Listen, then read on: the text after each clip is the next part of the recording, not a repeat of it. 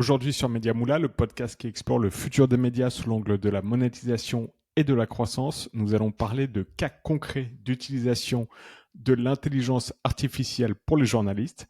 J'ai le plaisir de recevoir Evan Isler, journaliste en formation. Salut Evan. Evan, comment tu vas aujourd'hui? Salut Ronan, je vais très bien, merci. Bonjour et merci, merci énormément de participer à ce podcast. Alors, je t'ai contacté suite à un de tes posts LinkedIn où tu expliquais comment automatiser l'info locale pour mieux la reconnecter à ses lecteurs. Donc forcément, ce sont des sujets qui intéressent énormément les médias en ce moment, l'automatisation, l'utilisation de l'IA dans les process. Et donc, dans cet épisode, l'objectif, c'est justement d'essayer de comprendre quels sont les cas concrets d'utilisation de l'IA pour les journalistes. Et également, on va discuter à la fin de ce podcast plus de la vision du média de demain, entre guillemets, boostée à l'IA.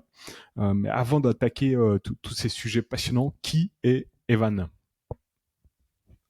Bonjour tout le monde, je m'appelle Evan Isler, j'ai 23 ans et je suis étudiant en journalisme à l'école de journalisme de Sciences Po, qui est une école assez récente dans le métier. Et donc je m'intéresse beaucoup à l'IA, à la data, enfin à tous les nouveaux formats du journalisme, même si la data ça date un petit peu maintenant.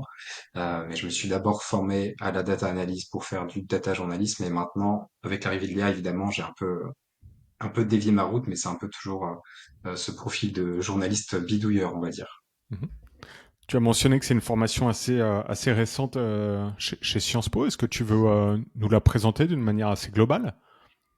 Oui, alors l'école de journalisme de Sciences Po, c'est une école qui est interne à Sciences Po, c'est accessible en master, et c'est une école qui date de 2004, donc qui est quand même très récente, elle est même plus jeune que moi encore. Donc c'est une école qui est surtout portée, on va dire, enfin, sur le journalisme de base, hein, sur la télé, la radio et la presse écrite, mais c'est une école qui va très souvent, dès qu'il y a un nouveau format, y aller.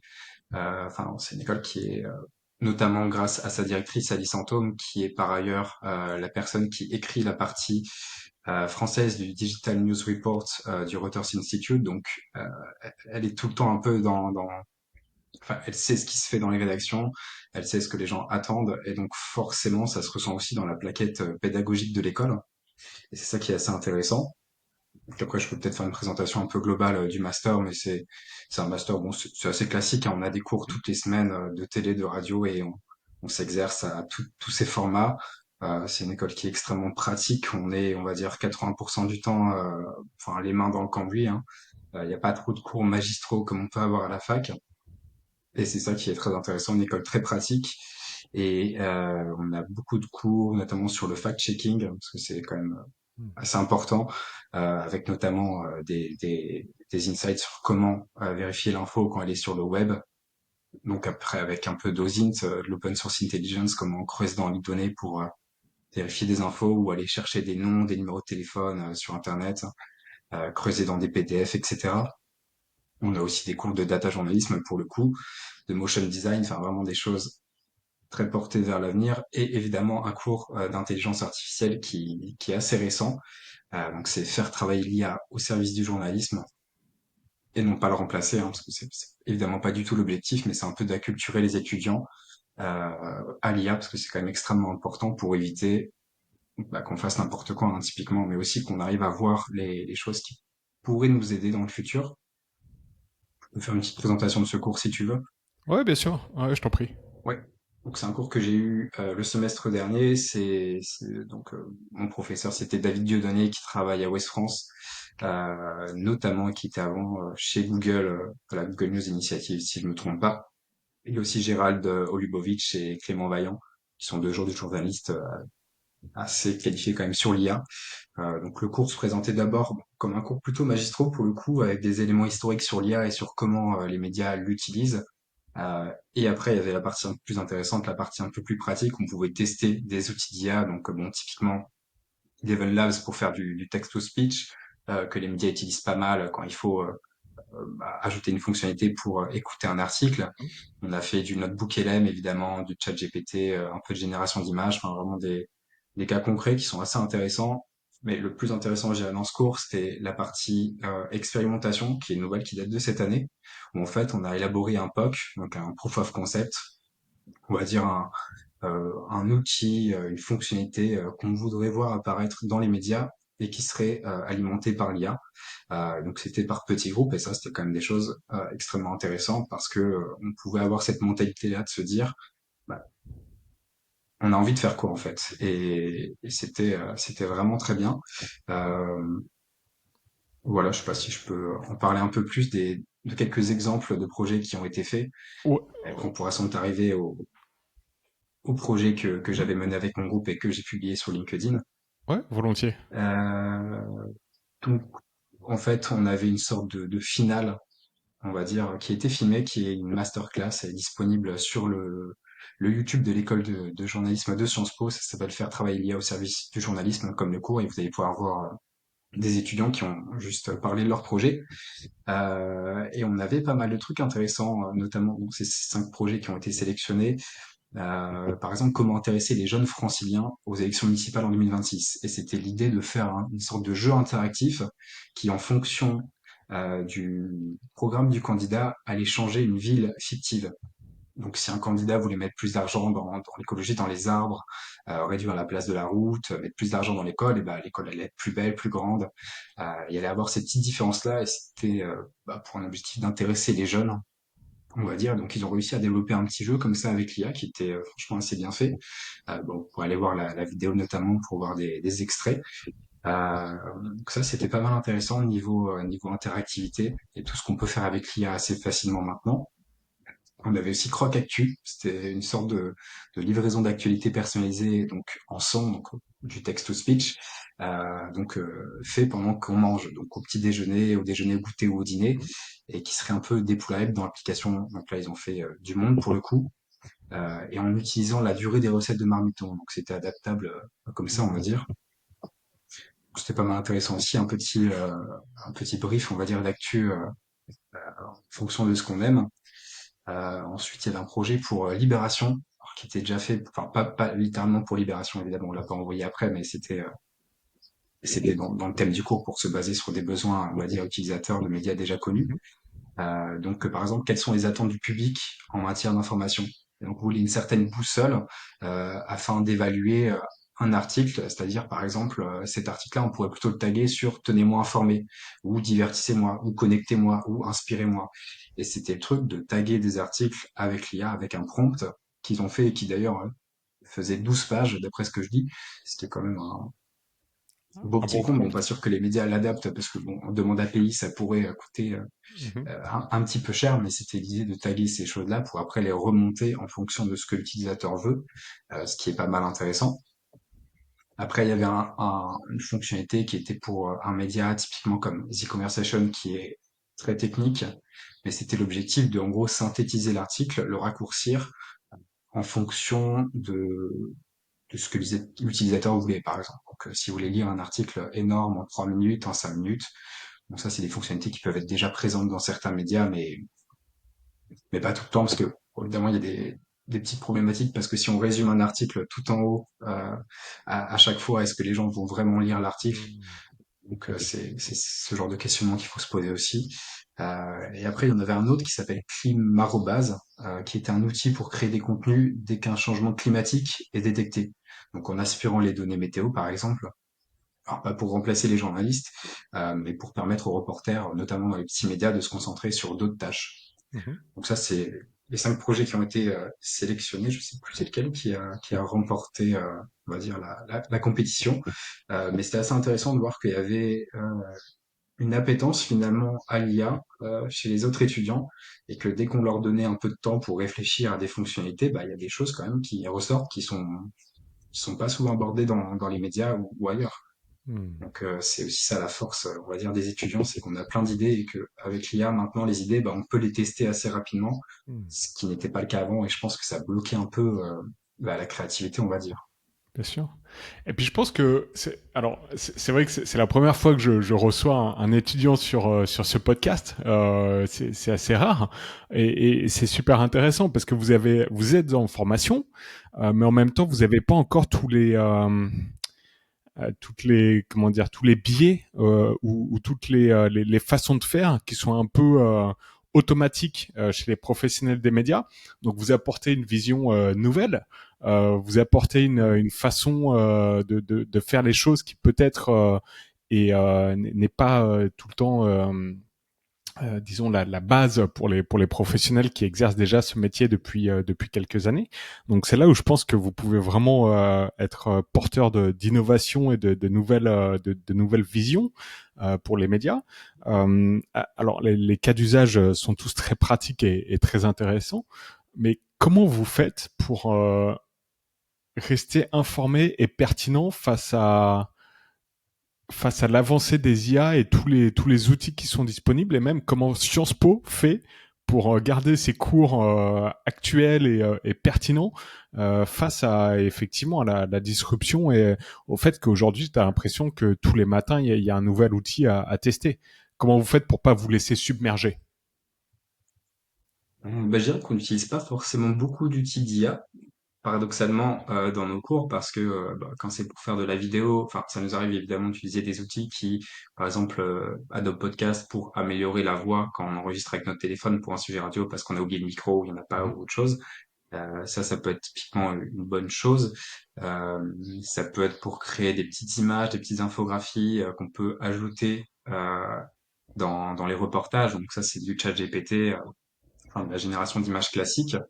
Euh, Après, aussi pour la retranscription, c'est des choses assez basiques, mais TurboScribe, des choses comme ça, parce que aujourd'hui, on s'embête plus évidemment à retranscrire complètement une interview qui dure 1 heure parce que bah, on n'a pas le temps, hein, comme les journalistes en rédaction, on va dire.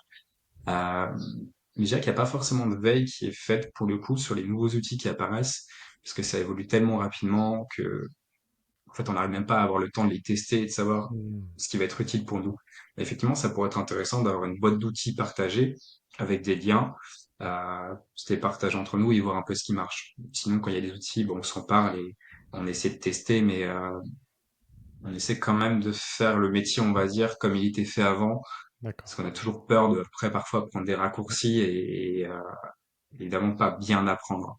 Mhm. Parce qu'aujourd'hui, on peut tout faire. Enfin, on peut écrire un article avec ChatGPT, ça passera Mhm. si on prompte bien, ça passera très bien, quoi. Voilà, Mhm. peu importe ce qu'on dit. Enfin, moi, il m'est arrivé des fois on va dire par manque de temps ou manque de motivation de faire des raccourcis qui finalement ne me servent pas plus tard parce que je perds certains automatismes. D'accord. Typiquement, je prends une piste audio, je la fais retranscrire, je dois faire un reportage radio, j'ai pas d'idée, j'ai pas envie, pas un bon exemple, mais je la mets dans le chat GPT et je lui demande, bah, comment je pourrais prendre des citations dans ces 3 sons et faire un papier radio.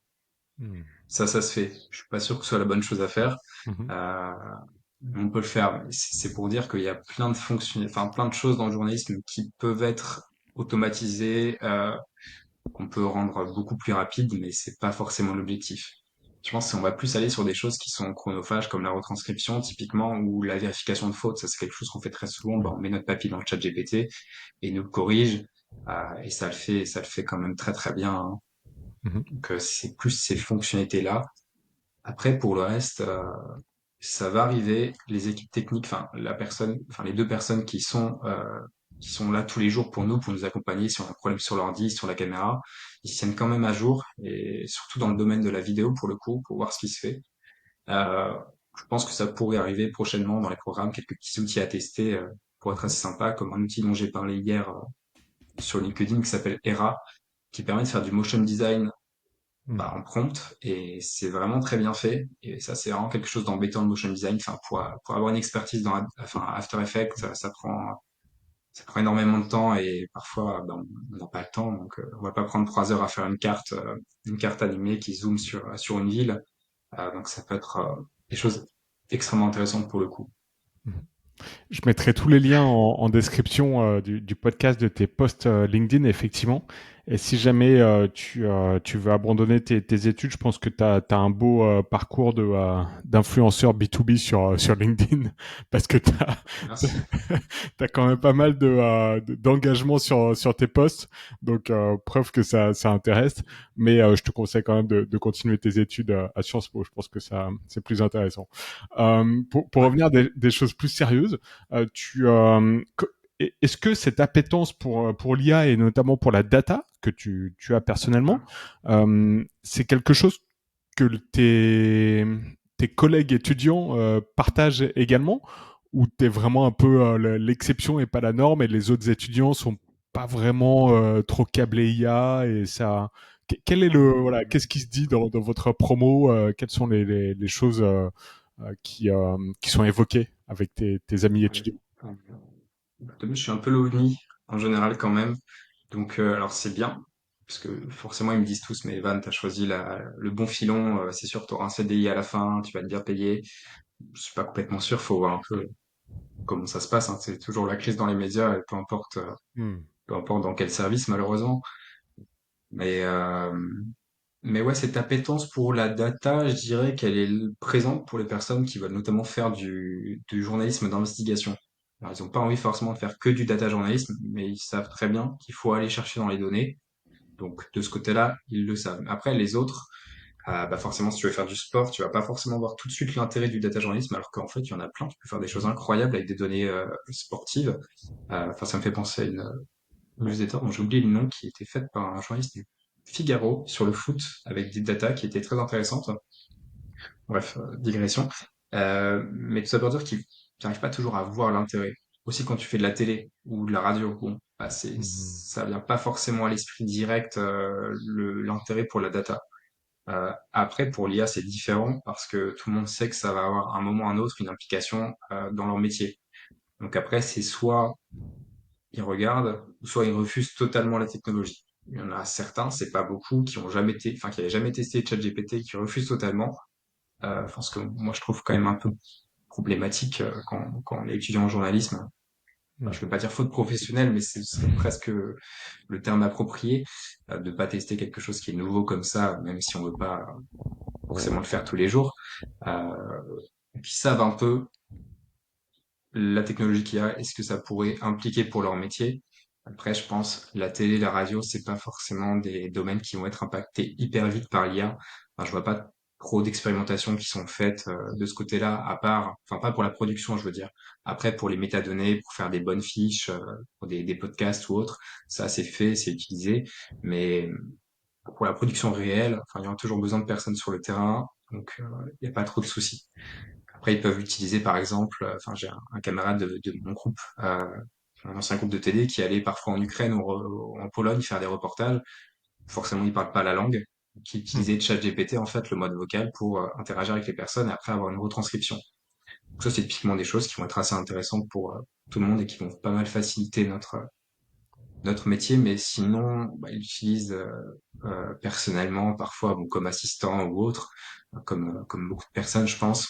Mhm. Mais mais ça reste quand même, enfin, ils vont pas aller faire des choses, ils vont pas aller faire des appels API, essayer de regarder les outils qui peuvent les intéresser, enfin, ils peuvent, mais en tout cas, j'en ai jamais trop parlé avec d'autres camarades, Mhm. même s'ils restent assez informés de ce qui va changer pour eux dans les années qui vont venir, parce qu'il y aura forcément des changements. Très bien. Maintenant, on va passer côté pro. J'ai l'impression que tu es, en contact avec pas mal de journalistes et de rédactions. Euh, qu'est-ce que qu'est-ce que tu vois?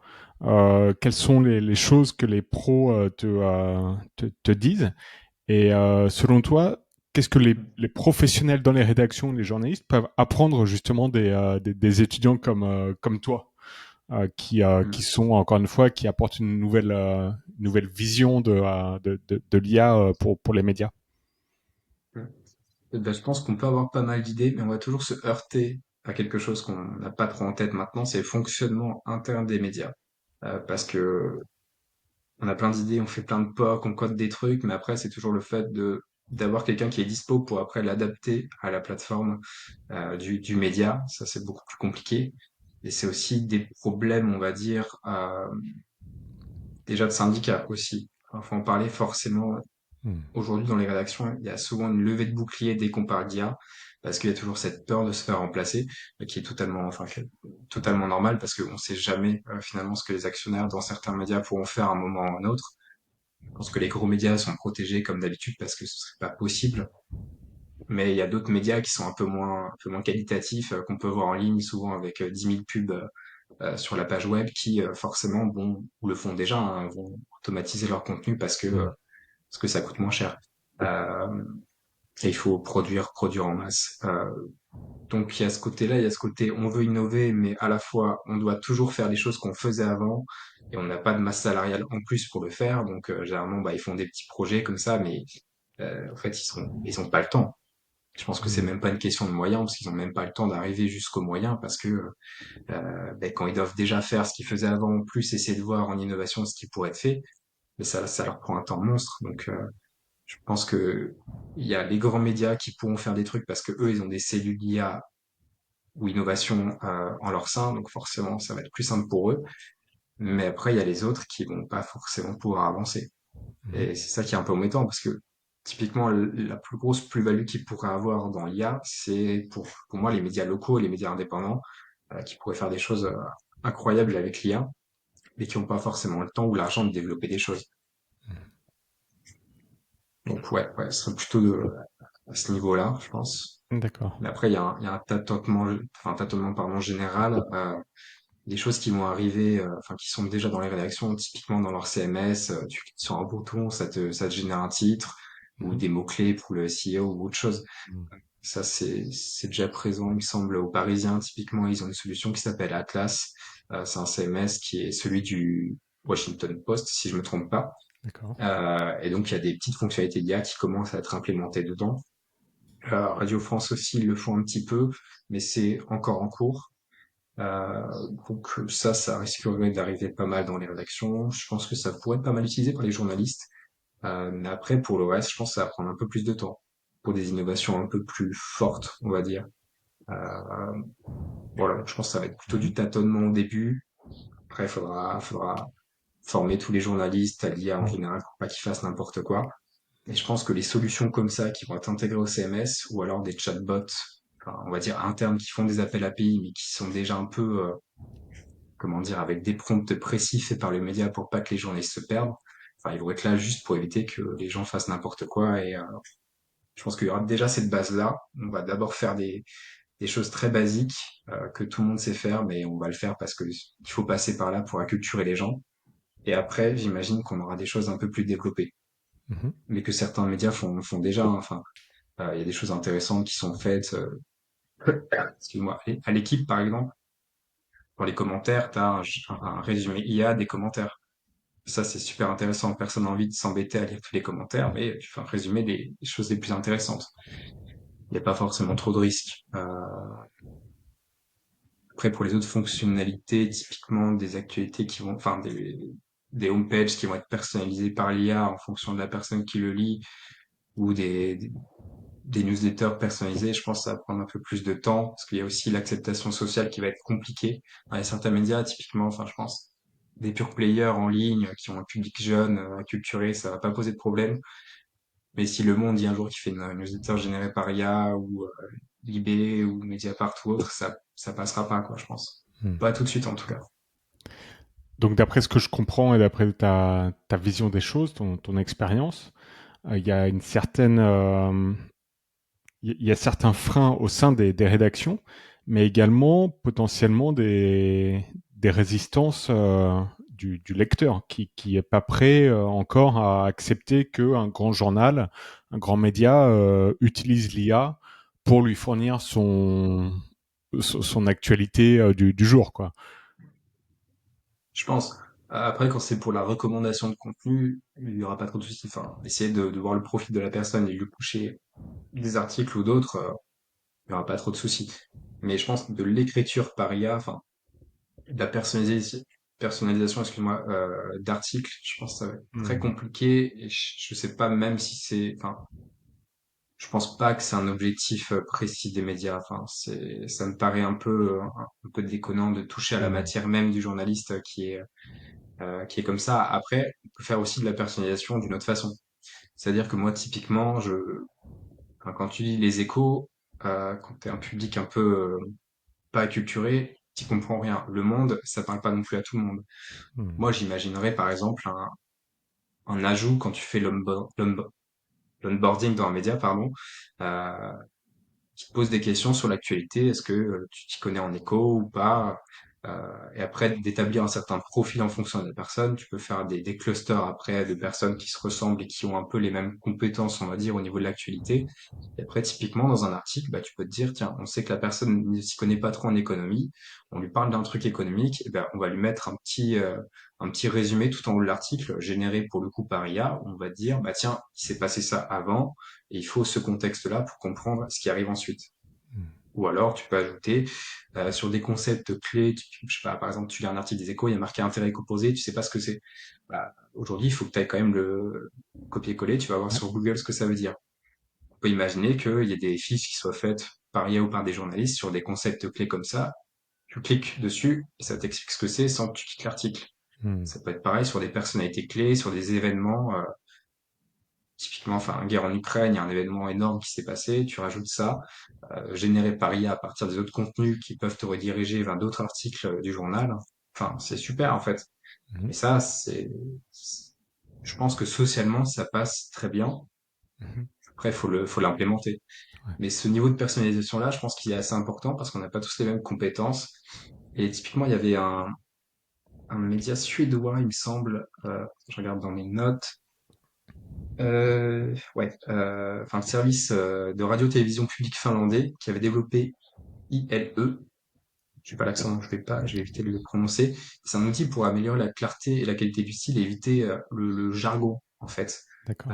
Et ça permet d'éviter d'utiliser enfin, des thèmes trop spécialisés ou des choses comme ça. Parce qu'aujourd'hui, typiquement, les journalistes, enfin, on s'en rend pas compte. Des fois, c'est des exercices de style, mais typiquement, quand tu dis Bercy, quand tu dis Place Beauvau, quand tu dis rue de Hmm. Grenelle, mais en fait, Ouais. ça parle pas à tout le monde. Et quand t'es un grand média, bah, des fois, il y a des gens qui disent ça, et c'est quoi, en fait, Bercy? Bah, Hmm. ils savent pas. Typiquement, ce genre de petites choses, ça pourrait aussi être évité avec ce genre de, on va dire, déjà de chatbot pour scanner un papier. Mais pour moi, je pense qu'on va arriver plus dans cette personnalisation-là, dans le sens où on va savoir euh, comment tu te comportes dans un média par rapport aux articles que tu lis, et on va savoir un peu ton domaine d'expertise et savoir sur quoi faut essayer de mettre un peu plus de contexte parce que tu vas rien comprendre et ça se trouve tu vas quitter l'article au bout de 2 minutes alors que si tu as eu un petit résumé avant qui t'explique ce qui s'est passé avant, bah ça passe tout seul. Parce Hmm. que peut-être que nous on suit l'actualité, on sait ce qui se passe, mais quand tu es quelqu'un de lambda, bah ça se trouve tu vas pas voir les médias tous les jours, donc tu as besoin de ce contexte-là en fait. Ouais. Super intéressant. Ça, c'est quelque chose que tu viens tout juste d'imaginer ou c'est quelque chose sur lequel qui déjà sur lequel tu as travaillé déjà ou des questions de médias? Comment tu imagines tous Pas du ces... tout. J'avais pas du tout imaginé ça. C'est hier en brainstormant un peu pour le podcast, je me suis dit, mais en fait, mais oui, mais ça peut être super. Hmm. Euh, Parce qu'il y a ce truc, les gens veulent toujours comprendre, en fait. Ah, bien sûr. Peu importe. Mais quand on leur donne pas la possibilité de vraiment le faire, est-ce que, ah, voilà, c'est toujours ça. Alors que Hmm. là, c'est des fonctionnalités qui sont pas compliquées à mettre en place.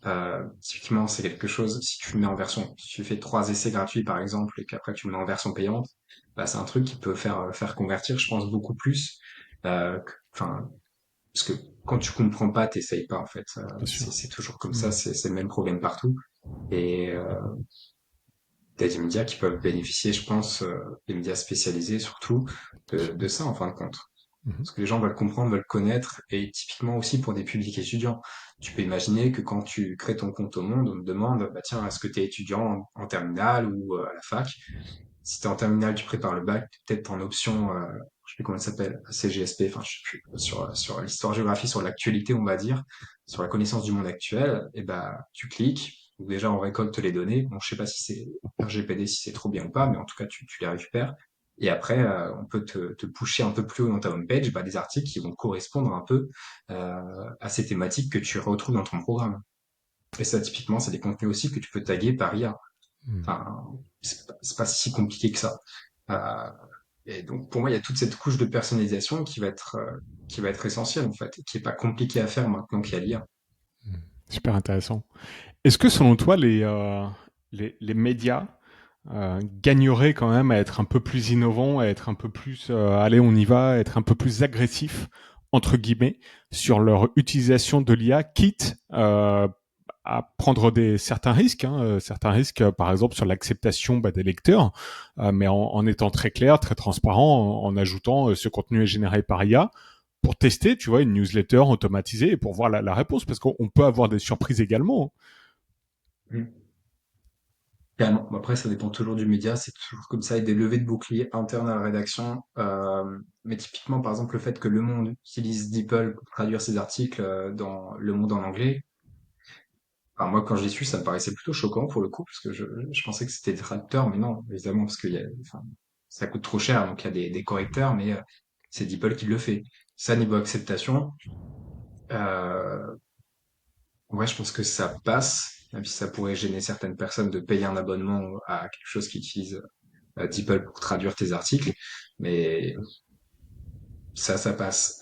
Je pense que tu peux en fait incorporer plein de fonctionnalités aujourd'hui qui utilisent l'IA sans que tu t'en aperçoives vraiment. Enfin, je veux dire, euh, faut le dire, mais par exemple, tu prends Radio France qui utilise la retranscription audio de ses articles euh, pour après potentiellement générer des... Enfin, ils le font pas, hein, mais peut-être qu'un jour ils pourront le faire. Moi, ça me paraît pas choquant quand tu as des milliers de podcasts, enfin de vignettes à faire chaque jour, de trucs à écrire, d'utiliser l'IA pour rédiger à partir d'un contenu que tu as retranscrit. Ça me paraît pas choquant, on va dire, et je pense qu'au contraire, ça aide les gens parce qu'après, au lieu d'avoir juste, enfin, tout sur Spotify, tu cliques sur un podcast Radio France et t'as pas de description, c'est chiant. Bien sûr. Voilà. Donc, si c'est l'IA qui le fait, je pense que ça gênerait personne pour le coup. Et en plus, c'est une tâche assez chronophage. La plus-value, je la vois pas. Enfin, Mm. à part pour des gros podcasts où il y a vraiment nécessité d'éditorialiser le truc. Bon, je vois pas trop l'intérêt. Donc, après, c'est toujours le truc de développer des choses et les faire accepter. Parce qu'il y a le développement technique qui peut être fait. Ça se trouve, là, dans les rédactions, il y a plein de trucs qui sont déjà faits. Mais en fait, ils attendent juste après de les faire passer devant le CSE, devant les syndicats, parce que il faut que ça passe. Si ça passe pas, bon, en fait, ça retourne dans les cartons et t'as développé un truc, t'as payé, et au final, ça sert Mm. même pas. Donc, c'est aussi ça. Et t'as pas peur, toi, de dans le fait de t'embarquer là-dedans, dans la data, dans l'IA et dans le journalisme, de faire front à cette résistance et d'être très frustré parce que tu as l'air d'être une machine à idées, tu exécutes également, vu que on va y passer au cas concret. T'as pas peur justement que ce secteur finalement soit pas le bon pour innover dans l'IA et dans la data, ou tu penses que les mentalités vont changer et vont évoluer? Je pense que ça va changer avec le temps, parce que plus on va leur montrer ce qui est possible de faire, mieux ça va aller. Enfin, typiquement, tu vois, les hackathons, c'est typiquement une bonne chose à faire, je pense, dans les rédactions, de se dire, bah, on va prendre enfin, des étudiants en journalisme, des journalistes, on va les mettre ensemble avec un abonnement de chat premium un peu pro et à la limite Lovable ou Bolt pour faire du vibe coding. On leur dit, bah tiens, trouvez des choses qui vont vous permettre d'améliorer soit votre travail, enfin de rendre plus rapide des choses que vous faites tous les jours et qui sont un peu des tâches répétitives, et aussi comment faire des nouveaux formats. Je pense que tout le monde va être à fond, et peu importe ce qu'ils disent, d'un moment à un autre, ils vont comprendre que l'IA, c'est pas seulement un truc qui potentiellement va rédiger tes articles, parce qu'ils ont surtout cette peur-là, mais ça peut être aussi d'autres moyens, plutôt, on va dire, techniques, de réaliser des choses qui sont extrêmement intéressantes.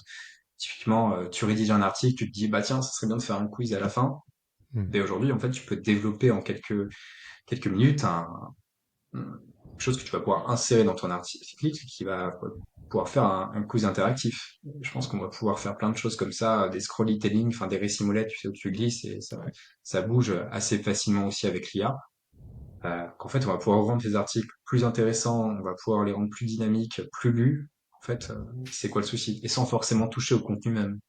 Et ça va aussi t'apprendre de nouvelles formes d'écriture parce qu'il va falloir s'adapter aussi aux choses que tu vas rajouter potentiellement dans les articles et qui vont les rendre plus interactifs. Donc pour moi, ça sert tout le monde. Pardon, c'est pas forcément une question de on va faire écrire les articles par l'IA, ou on va Mm. faire les dépêches, euh, les faire faire par l'IA. C'est pas seulement ça. C'est aussi déjà le temps que tu vas gagner et la façon de changer ton métier qui va être en fait plutôt intéressante parce que ça va t'ouvrir énormément de possibles, énormément de créativité. Je pense à un moment ça va rentrer dans les mœurs, mais en fait il faut juste leur montrer enfin tout ce qui est possible de faire et pas seulement se Mm. limiter sur l'usage journalistique parce que je pense que c'est une erreur justement de leur dire bah voilà tu peux corriger ton papier, les coquilles avec l'IA ou apprendre à générer un titre. Alors ça ils le font depuis des années en vrai, bon, ils peuvent le faire sans l'IA aussi. Euh, Mais tout ce qui est à côté, tout ce qui peut te servir aussi à enquêter, à trouver des sources, des contacts et tout avec l'IA, en fait, ça, on n'en parle pas assez, je trouve. Hmm. Ouais, c'est vrai. C'est vrai, c'est une bonne réflexion. Et quand on prend du recul, on a tendance à voir effectivement beaucoup de posts, beaucoup de communication, beaucoup de discussions assez, comment dire, fatalistes sur les médias et l'IA. Exactement ce que tu viens d'expliquer, donc je vais pas la refaire, mais c'est en gros l'IA est là et va vous remplacer, versus l'IA est là et ça va vous augmenter, vous permettre de proposer des nouveaux formats, de rendre votre média encore plus interactif, encore plus pertinent. Mais bon, on est dans une phase où effectivement, je pense que il faut passer justement cette première étape de se dire bon bah non, enfin il y a deux choix. Soit effectivement on va dans le sens de remplacer les journalistes avec l'IA et ça c'est pas les grands médias qui vont le faire et c'est pas la volonté et fort heureusement. Ou alors bah, c'est de montrer justement les cas pour embellir les médias et pour les rendre encore plus pertinents. Et justement, en parlant de pertinence, on va passer au cas concret, si tu le souhaites. J'aimerais qu'on Ouais, avec revienne plaisir. dans un premier temps, peut-être sur bah, justement ton post LinkedIn qui m'a fait te contacter sur l'automatisation de l'info locale. Est-ce que tu veux nous décrire rapidement le projet? Et puis, je crois que tu prévois de partager ton écran aussi pour que ça soit encore plus concret. Yes, carrément. Donc ça, c'est un projet, enfin, dont j'avais déjà eu l'idée il y a quelques temps où je m'étais dit, en fait, aujourd'hui, enfin, plus on avance dans le temps, plus on a énormément de données disponibles en ligne, dont des données qui ont une valeur ajoutée extrêmement forte. Ça peut être des comptes rendus d'audience, enfin de conseils municipaux, pardon. Ça peut être des événements que les villes mettent sur leur site web. Ça peut être des actualités locales. Le pont à côté de chez moi est fermé. Il y a des travaux, il va y avoir une coupure d'eau dans la ville. Mais en fait, ça, c'est des choses qui accèdent jamais. Sauf si tu vas sur le site de ta ville assez régulièrement ou si tu as de la chance, tu as une grande ville, ils peuvent te faire une newsletter ou autre. Ou alors tu vois ça sur Facebook. Mais en fait, toutes ces données-là, tu les récupères jamais. Il y a aussi des informations qui sont assez intéressantes. Typiquement, une association, enfin un site, elle publie régulièrement des choses, des résultats sportifs, ça peut être des événements aussi. En fait, t'en sais rien parce que il y a trop de sites, il y a trop de choses, tu peux pas tout suivre, tu peux pas t'abonner non plus à toutes les newsletters et transformer tous les sites en flux RSS pour récupérer. Enfin, voilà, c'est pas possible.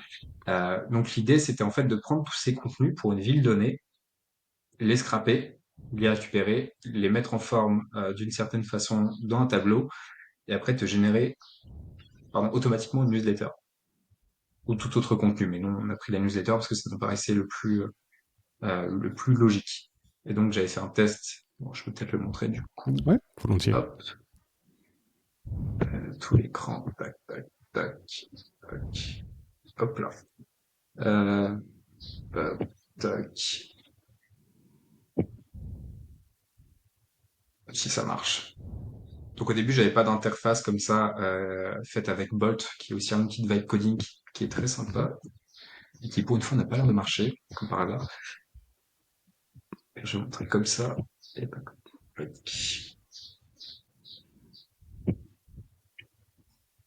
La technologie, on teste 10 fois le truc et puis quand il faut vraiment passer. T'inquiète pas. Je crois que c'était bon sur ton notre onglet. Ah, voilà. Ouais, je sais pas si on peut faire. Ouais, si on peut. Effectivement. Super. Hop, oui, voilà. Donc en fait, alors c'est un code Python de base que j'avais fait dans un Google Colab, donc une interface pour faire du code tout en restant en ligne, qui est assez pratique. Euh, je m'étais dit que c'était un petit peu moche, donc il fallait faire un truc un peu mieux. Donc j'ai tout simplement donné le code à Bolt, qui a pu me faire une interface comme ça après deux, trois prompts. Et donc en gros, l'objectif c'était juste de mettre le nom de la ville, de sélectionner si c'était une actualité ou un événement, de mettre l'URL du site. Et après, la partie technique qui est un peu plus embêtante pour le coup, c'est qu'il faut mettre des sélecteurs CSS, c'est-à-dire qui sont sur la page reliés, on va dire, au contenu qu'on veut, faire un titre, un résumé ou un lien. Donc c'est pour ça qu'en fait, ce que j'avais fait, c'était très intéressant, mais c'était absolument pas possible pour une rédaction de faire ça pour tous les sites qui voulaient scraper, sachant qu'en plus les sites changent parfois, donc Ouais. ça marchait pas. Mais après, je te montrerai si tu fais un autre outil qui, avec l'IA, pourrait faciliter ce genre de choses. Donc typiquement, donc là j'ai enregistré les configurations, on clique, ça lance le scrapping, mettre comme ça, hop. Là, voilà, il va aller scraper les événements sur le site de ma ville. Voilà. Donc après, on peut aller voir tous les événements qui ont été scrappés. Donc ça, c'est les, voilà, avec le lien qui redirige vers le site. Mhm. Et un petit prompt, bon, qui est pas amélioré, hein, mais globalement, il fait le travail. Donc là, ça va faire un appel API et générer les résumés. Pareil, Si tu veux, pendant ce temps, je peux te montrer l'autre outil qui est assez intéressant au niveau scrapping IA pour le coup. ouais. Bon là, je peux pas te le montrer parce que je n'ai plus de crédit parce que je l'ai pas payé. Mais en gros, c'est Firecrawl, c'est un outil qui est vraiment assez efficace, qui en fait, c'est typiquement, tu vas mettre, hop, ici un prompt, Mhm. n'importe lequel, et il va aller te scraper la page avec l'IA. Il va te D'accord. la scanner et après il va récupérer les contenus que tu as demandé. Et en fait, c'est super efficace. Et typiquement, pour le coup, ce serait une façon d'implémenter moi ce que j'ai fait, mais de le faire d'une version un peu plus pro et probante au final pour les médias. Euh, et ça marche super bien. Tu peux faire beaucoup de choses. Par exemple, tu lui donnes une page web, tu vas aller récupérer tous les liens d'une page web, tu lui donnes, tu vas le faire. Pour mapper un site aussi, et il y a également un agent IA, bon ça c'est assez courant, mais tu lui donnes une question et puis il va aller chercher sur plusieurs sites la réponse. Donc ça, ce serait une façon de réaliser ce que j'ai fait, mais d'une façon plus simple, ou alors même encore un peu plus simple, et je sais pas pourquoi j'ai pas eu l'idée, mais c'est de récupérer, enfin de transformer une page en flux RSS Mhm. et de tout simplement récupérer les événements qui sont ajoutés. Ouais. Mais je pense que j'ai voulu un peu me compliquer la vie. Ouais, voilà ce que ça peut donner donc. Ça marche, c'est parfait. Euh, je te mets un petit emoji, le titre, la date et une petite description Super. avec un Il y a lien. le lien. Hmm. Donc là, donc pour résumer, tu as utilisé Bolt, qui est un outil de vibe coding que tu vas présenter après, pour scraper des infos et pour les mettre en forme, enfin pour les synthétiser, et ensuite pour les mettre en forme dans une newsletter qui est dédiée à une ville en particulier. Exactement. Mhm. Ouais. Je peux te montrer après la partie génération. Donc là, typiquement, tu sélectionnes la ville. Là, la latitude et la longitude, ça sert parce que je fais aussi un appel API pour la météo. Ouais. Donc c'est une API qui est gratuite, tu peux récupérer la météo et Mhm. c'est toujours bien hein, de le mettre. Là, c'est un texte que tu peux évidemment changer, mais je me suis pas compliqué la vie. Mhm. Tu peux sélectionner le nombre d'événements et tu cliques sur générer la newsletter et ça te fait, bon là c'est en Markdown, c'est pour ça que c'est pas très beau. Mhm. Mais ça te fait un petit tableau et ça te met du coup les actualités avec toutes ces choses-là, les Super. mariages, après les événements. Et voilà, donc ça c'est des choses qui sont relativement simples à faire. Mhm. On a testé plein de fois, on n'a jamais vu trop d'erreurs. De toute façon, sur tous ces Et voilà. projets, après, il y a un passage de l'humain entre guillemets. J'imagine avant de shooter la newsletter qui va peaufiner l'édition. Le but c'est pas effectivement de générer des newsletters en masse et ensuite de les shooter sans vérification. Ça pourrait marcher Carrément. comme du spam, mais pour quelque chose de plus Mm. qualitatif, effectivement, comme beaucoup de projets, il y a quand même un passage humain de l'édition à faire pour peaufiner, pour vérifier effectivement. Mm. Ouais, et typiquement, nous, ce qu'on avait réfléchi aussi, c'était la possibilité de mettre, par exemple, pour Saint-Nicolas-de-Port, les articles de l'Est républicain, parce que c'était notre exemple, Mhm. qui ont été publiés sur cette ville. Donc, tu peux rajouter cette couche-là, bon, aussi en code, hein, aller récupérer les articles écrits la dernière semaine et les mettre au début, pour ajouter encore une fois une couche un peu plus, enfin, un peu plus d'actualité, on va dire, mais version média. Après, tu peux éditorialiser le truc pour faire d'autres choses. Typiquement, moi, j'imaginais le Parisien à Paris. Il y a plein de parents qui savent pas quoi faire le week-end avec leurs enfants. En fait, tu récupères les articles ou les événements qui ont été publiés sur leur site spécifiquement pour les enfants. Donc, tu peux faire un tagging soit par IA ou soit manuel. Et après, tu génères toutes les semaines une newsletter que faire ce week-end à Paris Mhm. faite par le Parisien, ça te prend pas de temps, et tu peux rajouter en haut les articles qui concernent les enfants et qui ont été publiés dans, dans les différentes éditions en fait. Ça Hmm. peut être des choses comme ça peut être, si t'es intéressé par les finances, bah, tu récupères tous les articles finance et tu les génères dans une newsletter. Je pense que c'est pas des choses qui sont très compliquées à faire, ça se fait même peut-être déjà d'une façon presque quasi automatique. Euh, je pense que c'est une réelle plus-value aussi pour accrocher les gens, leur dire, bah, tiens, toutes les semaines, tu vas recevoir ça dans ta boîte mail, au lieu de devoir aller chercher toi-même de ton côté. Bien sûr. Ouais, il y a plein de cas, plein de cas d'usage. Et effectivement, on pourrait passer des heures à tous les mentionner, à tous les Mm. imaginer. L'idée, je pense que de toute façon, c'est de donner des cas, des cas concrets. Et après, les personnes, les auditeurs peuvent imaginer des applications qui sont pertinentes pour leurs médias. En tout cas, c'est Mhm. super intéressant. Merci beaucoup pour cette démo. Est-ce que cette démo, tu l'as présentée à des médias? Euh, et si oui, Euh, quels étaient les retours? je l'avais présenté à deux, trois médias, où je sais pas si je peux trop en parler, mais Mhm. c'était notamment de la PQR, D'accord. principalement, et aussi un groupe de journalistes qui travaillent sur l'IA, enfin, qui s'intéressent à l'IA. Bah, les retours, c'était toujours le même. C'était effectivement, c'est une bonne solution, mais c'est toujours le truc d'aller récupérer les tags CSS. Enfin, ça, c'est impossible si tu Hmm. as 1000 villes chez toi. Donc, c'est le fait comment l'automatiser ou comment utiliser une autre IA pour aller récupérer ces infos-là. C'est toujours ça le souci, en fait. Parce que ça, Hmm. c'est possible si tu le fais à la main, mais en fait, tu vas pas débaucher quelqu'un Ouais. enfin, embaucher quelqu'un pour faire ça. Mhm. C'est un travail un peu ingrat et ça servira un peu à rien in fine parce que les sites changeraient. Ouais. Donc c'était toujours ça le souci, on va dire. Hmm. Ouais. Mais après, t'as J'imagine qu'il y a certains médias des qui le solutions. font. Ouais. J'imagine qu'il y a des solutions Ouais. entre guillemets simples pour contourner ce problème. Donc, Oui.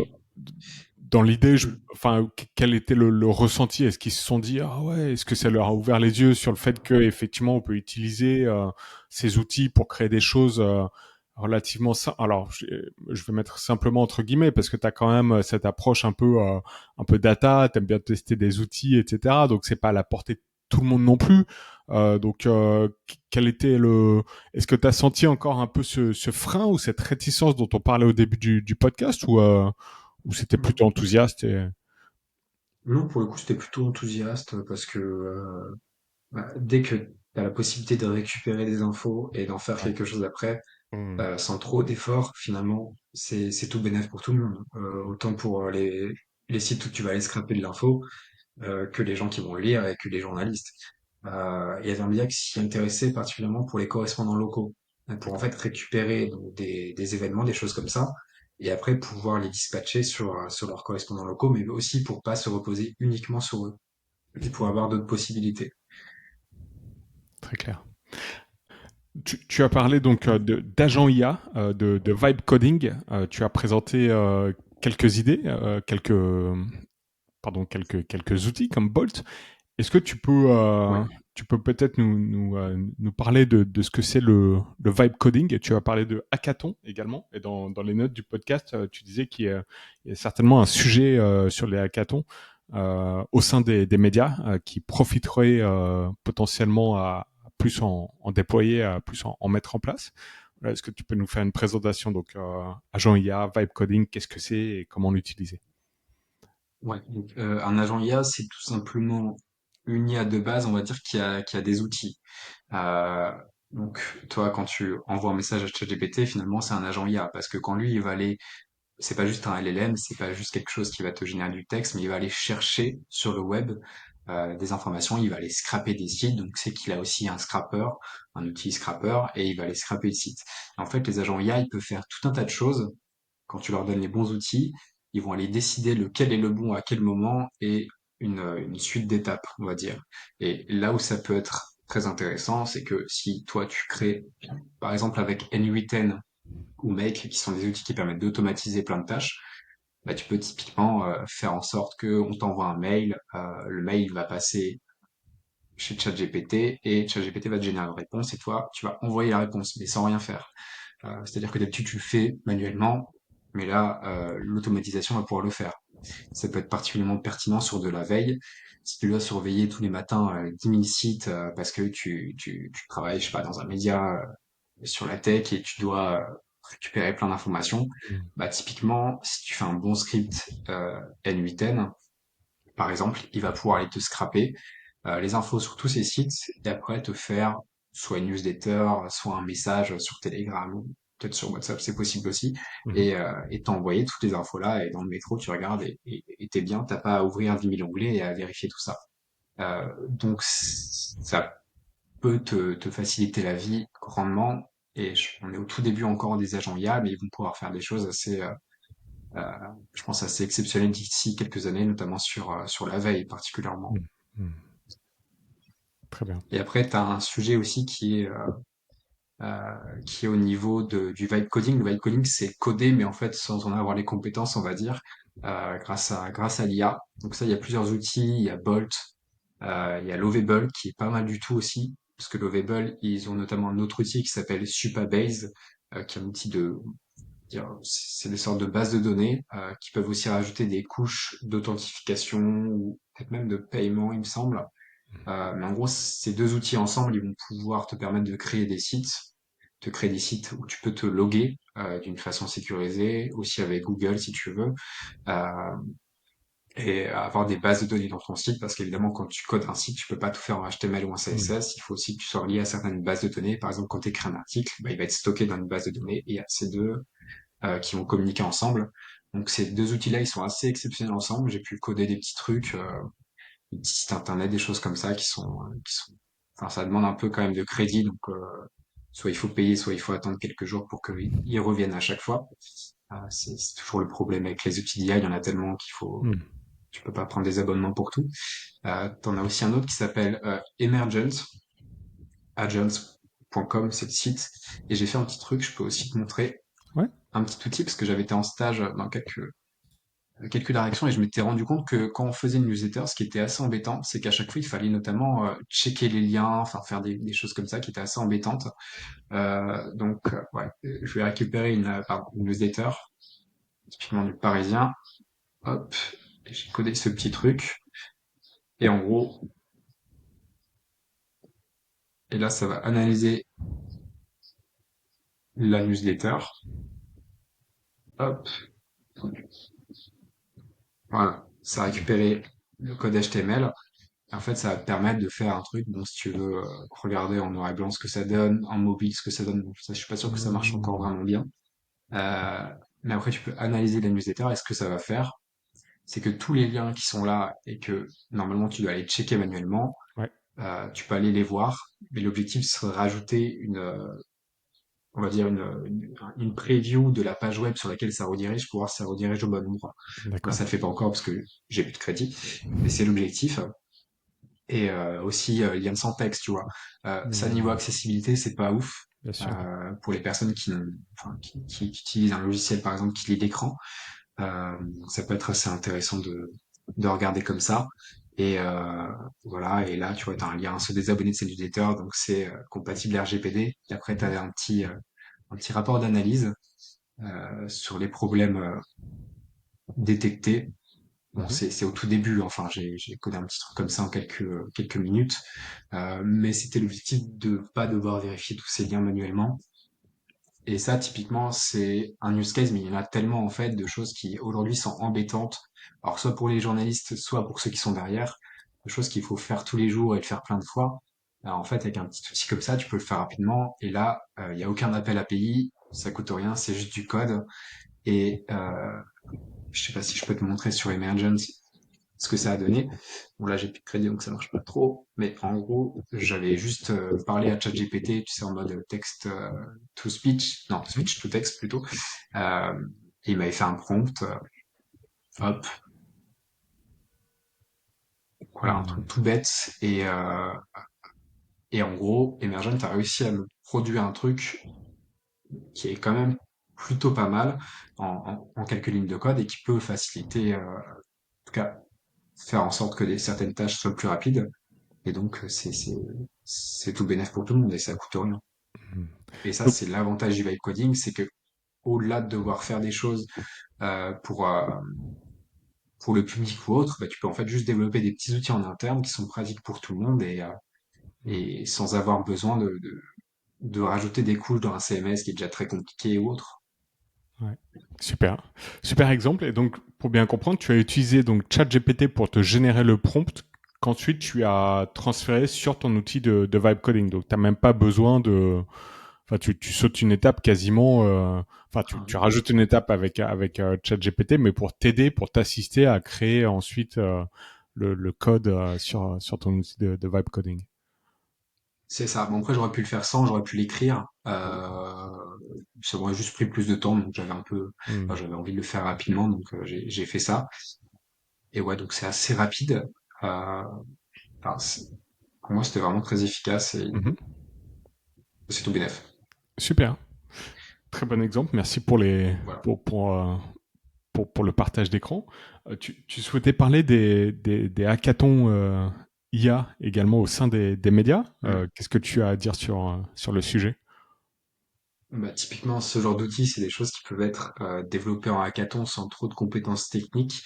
Euh, je pense que c'est extrêmement important aujourd'hui d'essayer de faire ce genre de hackathon. Alors déjà, comme je dis tout à l'heure, pour acculturer les journalistes à tout ce qui peut être fait, mais aussi, enfin, je pense qu'on ne devrait pas rester que sur les journalistes. Hmm. Typiquement, enfin, quand tu fais ce genre d'événement, bah, tu invites aussi les gens de la DSI, enfin des services informatiques, qui travaillent sur une application ou sur un site. En fait, tu essayes de faire travailler tout le monde ensemble. Hmm. Et je pense déjà c'est un truc qui est très peu fait dans les rédactions, malheureusement, alors que c'est super important au final d'avoir ces synergies entre les différentes équipes, parce que c'est là qu'on arrive vraiment enfin, je pense à des innovations. Alors évidemment, tout le monde sait faire son travail, tout le monde, c'est un peu ce que tout le monde fait, mais quand tu peux avoir des besoins qui viennent des journalistes ou de la partie technique et que tu peux faire des choses incroyables, et puis ça permet aussi de mettre des stops quand on se dit bon bah ça non c'est pas possible tout de suite parce que ça va prendre trop de temps, on n'a pas le temps, on a d'autres trucs sur le feu. Euh, mais faire des hackathons et voir un peu ce qui est possible de faire en quelques heures ou en 2, 3 jours, bah, en fait ça permet de remonter des choses qui, je pense, était resté un peu dans les cartons. On s'était pas dit, ah bah tiens, en fait, on peut faire ça. Parce que Hmm. c'est toujours ça le problème avec l'IA, tu peux tout faire, mais encore, faut avoir la bonne idée. Et le truc de newsletter, bah, je m'étais pris la tête pas mal de temps à checker des liens pendant plusieurs jours et je m'étais jamais dit, bah en fait, je peux l'automatiser. Enfin, en tout Hmm. cas, je peux faire en sorte que ce soit plus agréable à faire. Mhm. Et c'est toujours ça le problème, en fait, c'est d'avoir l'idée. Est-ce que tu as des exemples de médias qui organisent des hackathons IA, peut-être avec des étudiants de Sciences Po justement? Est-ce que c'est quelque chose que vous avez réalisé? Ben non, mais ce serait bien qu'il y ait ce genre de synergie. Et typiquement, au lieu de faire un cours sur l'IA, par exemple, enfin, on pourrait le raccourcir et imaginer un hackathon, parce que là, en fait, on a fait un hackathon, mais entre nous. Hmm. Je pense que ce serait plus intéressant de nous lâcher dans un média et de nous laisser pendant une journée parler à plein de journalistes, après de tester des choses en fonction de ce qu'ils nous ont dit et revenir une semaine après pour leur présenter euh, des petits trucs qu'on a fait. Et typiquement, on peut imaginer, je crois que ça a déjà été fait peut-être par Sud-Ouest, mais je suis pas sûr, peut-être à hackathon entre des étudiants en journalisme et des étudiants en développement informatique.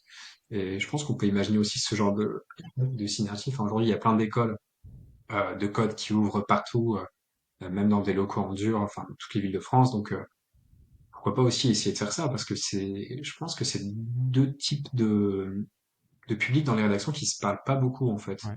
Et alors, il y aura un intérêt. Si c'est que Hmm. les chefs qui se parlent tout le temps entre eux, bah, souvent, il y a peut-être des choses qui sautent ou Bien sûr. on pense pas à en parler, quoi. Hmm. Cet aspect de silo et de vraiment de cloison entre rédaction, tech, commercial chez les médias, c'est, je pense, un gros problème. Alors je comprends tout à fait pourquoi ces silos sont là, c'est pour protéger effectivement l'information.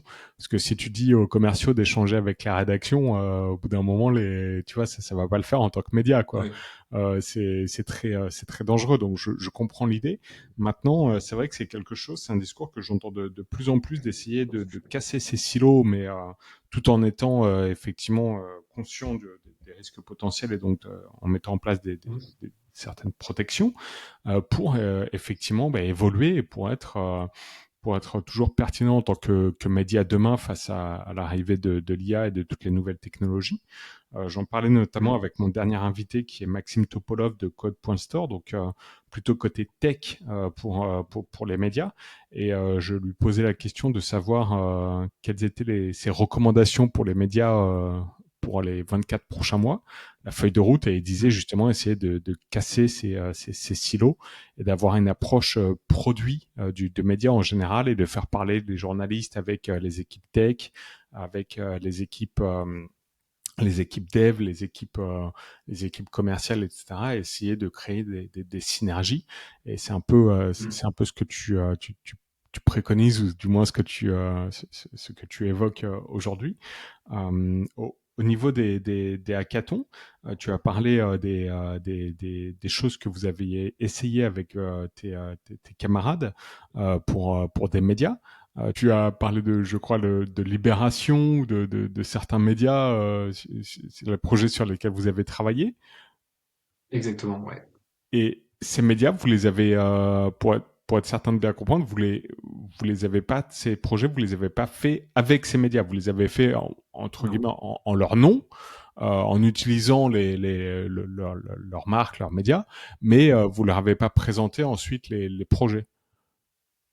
non. D'accord. Après, comme il y a enfin, comme c'était en ligne et comme il y a des journalistes, je pense, qui travaillent dans ces médias, qui nous ont donné les cours, peut-être qu'il y a eu certaines synergies, que les D'accord. projets ont été partagés aux médias après, Mhm. mais j'ai pas eu plus d'infos là-dessus. D'accord. Parce que là, c'est vrai que on pourrait penser que ça pourrait être un super cas effectivement, bon, bah, on a fait ça, on vous le présente et pour avoir un retour de leur part. Et, je pense que Ce serait super intéressant. ça Mm. pourrait les intéresser énormément. Bah, si certains Mm. médias nous Et écoutent et qu'ils ont envie effectivement, peut-être d'organiser des choses avec toi ou avec tes camarades ou avec Sciences Po, ça pourrait être une piste intéressante. c'est incroyable. Ouais, mais ça me fait penser d'ailleurs, j'y pense, West Media Lab qui Ouais. propose eBlab, donc enfin, c'est un peu un modèle d'hackathon et en fait je suis en train de lire le site hein, parce que je Mhm. suis pas très familier à ce projet, mais c'est développé en quelques jours un projet éditorial numérique avec une équipe hybride d'étudiants, donc journalisme, web design et informatique. Donc en Mhm. fait c'était pas Sud-Ouest, mais c'était Ouest France. Ouais. Et ça c'est incroyable. Donc c'est-à-dire qu'un média peut faire appel à ces trois métiers, on va dire, qui sont présents dans la rédaction, des étudiants et peut-être potentiellement rajouter des journalistes. Et en fait, je pense que ça peut faire des choses incroyables. Euh, En quelques jours, émerger des projets qui peuvent donner de très belles choses. Parce que c'est aussi des étudiants en journalisme qui ont un certain contact quand même avec le public, avec un public jeune. C'est quand même le public que les médias n'arrivent quand même pas Bien du tout sûr. à atteindre hein, Mm, pour le coup, mm. Ouais, bien sûr. sauf sur les réseaux sociaux. Exactement, Et exactement. Et encore. donc c'est là et encore effectivement, c'est là où on voit l'intérêt effectivement pour les médias de rester en contact avec un public plus jeune, soit côté utilisateur, mais également côté enfin en interne, d'avoir des personnes plus jeunes au sein des rédactions Mm. qui présentent les cas d'usage, parce que parfois on voit pas ce qu'on voit pas quoi. Si tu as 40 ans et que tu travailles pour un média, t'as beau être très curieux, t'as beau avoir peut-être dans ta famille ou dans ton entourage des plus jeunes, t'es Mm. pas Mm. forcément à l'intérieur de leur tête ou de leur usage, etc. Donc il y a forcément des choses que tu rates et je pense que c'est super important effectivement de rester au fait des usages à l'époque où effectivement on voit que la nouvelle génération s'informe désormais plus sur les réseaux que via les médias classiques et les médias historiques. Donc ça, c'est un Ouais. enjeu qui est super important.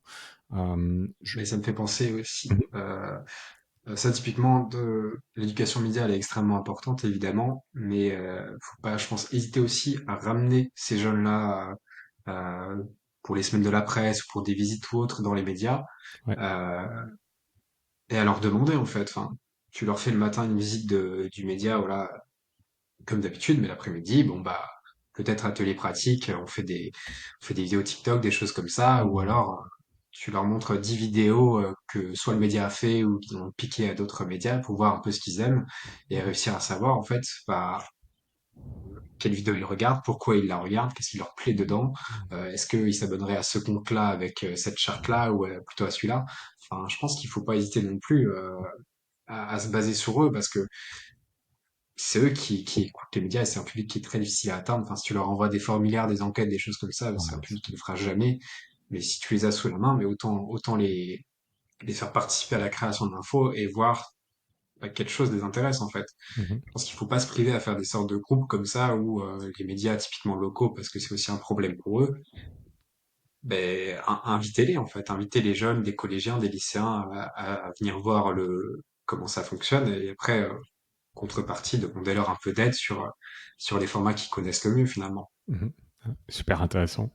Je crois que tu avais deux autres cas d'utilisation concrets Oui. pour l'utilisation de l'IA chez les médias, notamment un pour Yes. évaluer le travail journalistique que tu as fait un test avec ChatGPT. Est-ce que tu veux nous présenter Ouais. ce cas?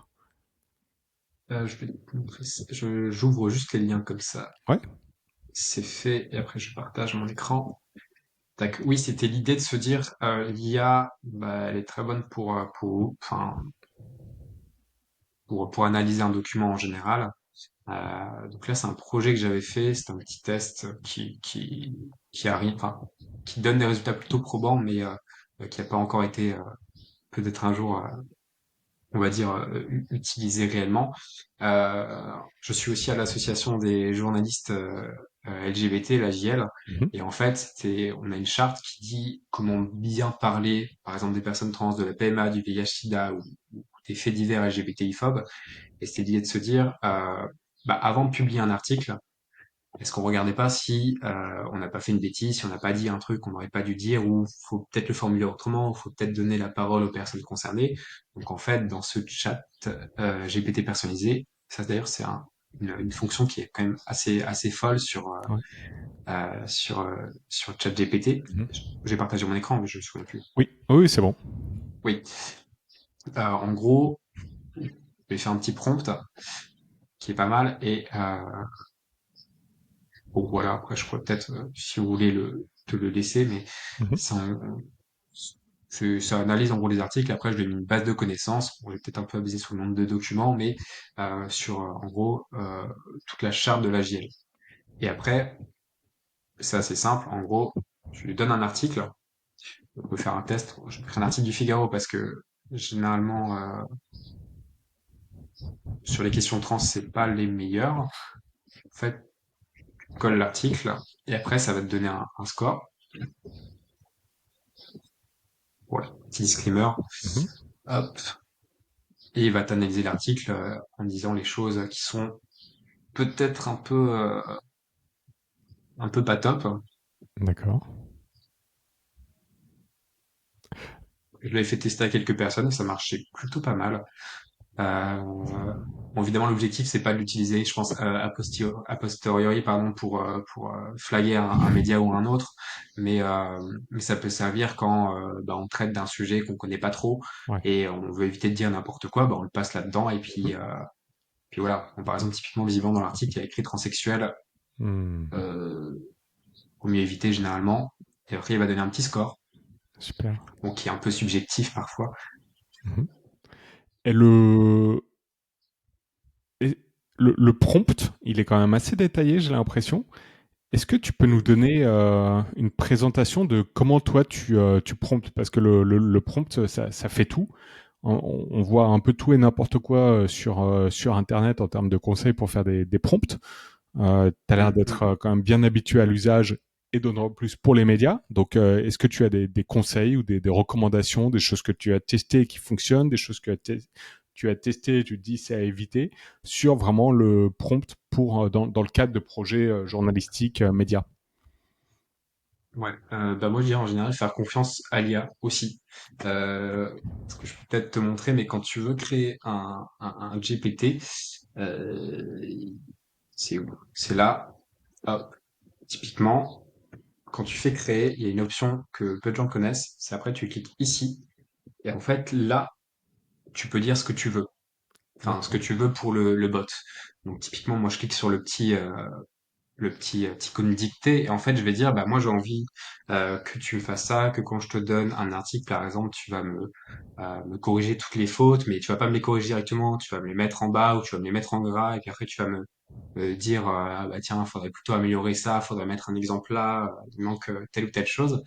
En fait, après, il va te faire automatiquement le prompt et te configurer d'une bonne façon le GPT. Hmm. Euh, donc, je dirais en fait, l'IA, c'est souvent mieux que toi comment faire un prompt. Mhm. Donc, moi, je le dis en langage naturel. Et après, il m'arrange le prompt. Et de toute façon, que ce soit, enfin, c'est ça ce qui est bien, j'arrive pas à revenir en arrière. Euh, si tu marques, par exemple, ben voilà, tu as par exemple celui-là, ce GPT qui est assez utile quand tu veux faire améliorer tes prompts, bah tu peux utiliser ça. Si tu veux faire des prompts pour Lovable, tu cliques Lovable et tu vas avoir des GPT qui vont Ok. pouvoir améliorer ton prompt pour éviter de griller tous tes crédits notamment et de Hmm. faire les choses bien. Donc quand c'est pour des choses comme ça, le mieux c'est d'aller voir ce qui a déjà été fait, des personnes qui travaillent beaucoup dessus parce qu'ils ont pu comprendre un peu comment fonctionne le modèle et bien prompter. Mais après pour le reste c'est toujours la même chose. Quand tu fais un prompt pour ChatGPT ou autre, le meilleur ça reste toujours bah, tu mets du contexte. Euh, et tu dis spécifiquement ce que tu veux et mettre des exemples, c'est ce qui marche le mieux. Typiquement enfin par exemple le modèle de newsletter que je t'ai montré tout à l'heure, quand il y a la génération par IA, ce qui aurait été vraiment bien de faire, ça aurait été de mettre des exemples, Ouais. de dire bah, je veux que tu fasses des choses comme ça. Et après quand tu donnes des exemples, généralement il n'y a pas trop de soucis, il arrive à comprendre relativement facilement. Très bien, super. Donc, utiliser les IA et les custom GPT, c'est vrai que finalement, les custom GPT, j'ai l'impression que pas beaucoup de monde les utilise. Non, C'est assez fou parce que c'est très puissant. Ça permet de tout regrouper et de tout, ouais, d'aller plus en profondeur, je dirais, de créer vraiment son GPT custom. Donc, c'est très puissant, effectivement. carrément. Et il y en a plein qui existent en plus, donc Ouais. faut pas du tout se priver, franchement. Mhm. Super. Un autre exemple, je crois, Euh, où tu voulais continuer peut-être sur l'exemple que tu as présenté avant. oui, enfin, je voulais aller sur autre chose, enfin, c'est un peu la même chose, c'est finalement un peu comment analyser le travail journalistique, parce que là, il y a ce côté, bon, regarder les articles qui ont un traitement pas terrible, voire mauvais, enfin, des faits LGBT ou LGBTI-phobes, Mhm. et c'est aussi ça, une autre façon de faire un peu du reporting, de regarder ce qu'on a fait. C'est un média donc, new-yorkais qui en fait a donné tous ces articles à ChatGPT pour les localiser. Et ce qui est D'accord. intéressant, normalement, si je la retrouve, normalement, ah bah, super. Il y a une carte, normalement, quelque part.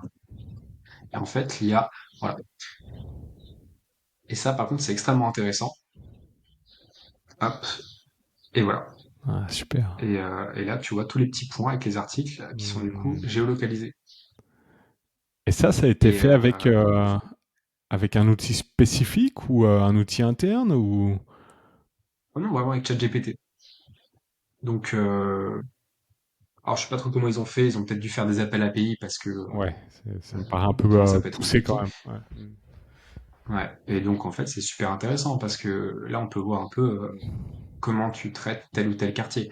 Et après, si tu veux le faire, tu peux analyser même le champ sémantique à la Ouais. limite, et ça peut être très intéressant. Et je me dis que ça, typiquement pour un média local, Ouais. enfin, j'ai eu l'idée, des fois ils font des campagnes de pub, d'affichage. Bah en fait, tu peux dire, bah tiens, j'ai analysé dans ce quartier, j'ai fait, je sais pas, 500 articles, bah, je vais faire des campagnes de pub dans ce quartier ou dans cette ville. Bah, cette année, Ouest France, l'Est républicain ou autre, publier 500 articles sur votre quartier. Euh, où tu mets 2, enfin je sais pas combien ça fait par jour, mais 1,2 ou articles par jour. Ça peut être aussi des choses comme ça qui peuvent être assez intéressantes. Hmm. Enfin pour la J- com, ça peut être sympa, je me dis. J'ai vu sur un média, mais je me rappelle plus lequel. Euh, C'était un média français qui a amélioré son taux de conversion pour les abonnements en utilisant exactement ce principe de carte. Mais c'est peut-être toi qui partageais ça sur LinkedIn. Non, je sais plus où est-ce que j'ai vu cette Il me semble pas, information. non, je l'ai pas vu passer celui-là. Donc en gros, tu avais ta page de paywall d'abonnement et pour augmenter Ouais. le taux de conversion, il y avait une carte interactive qui montrait effectivement par rapport à Ah, la géolocalisation de l'internaute les sujets qui avaient été traités, mais dans sa ville, mais vraiment à la zone très spécifique de l'internaute. Mhm. Et donc ça Super. directement, tu vois, tu te connectes, tu te projettes, tu te dis ah bah Mhm. oui, ce média, c'est pas juste sur la région, par exemple sur la région Île-de-France, c'est vraiment sur ma commune à Mhm. moi, dans le 91, à tel, tu vois, tu vas aller chercher vraiment la ville, la commune, Ouais. et ça permet en fait de créer de l'engagement et peut-être ouais, psychologiquement c'est fort, tu vois, et ça m'étonne pas Mhm. du tout que le taux de conversion augmente. Donc ça c'est un exemple d'utilisation qui me fait vraiment penser à l'exemple que tu viens de montrer. Donc il y a des choses qui peuvent être utilisées pour côté tout à l'heure on parlait des silos entre journalistes et équipes commerciales. Bah là tu vois c'est un peu Mhm. les deux. Tu l'utilises l'équipe tech ou l'équipe dev, l'équipe abonnement va utiliser les, euh, les articles créés par les journalistes, va géolocaliser chacun des articles pour ensuite le retranscrire pour augmenter les abonnements. Donc je trouve que ça c'est très pertinent. Il faudrait que je retrouve l'exemple. Je sais plus si je l'ai bookmarké ou pas.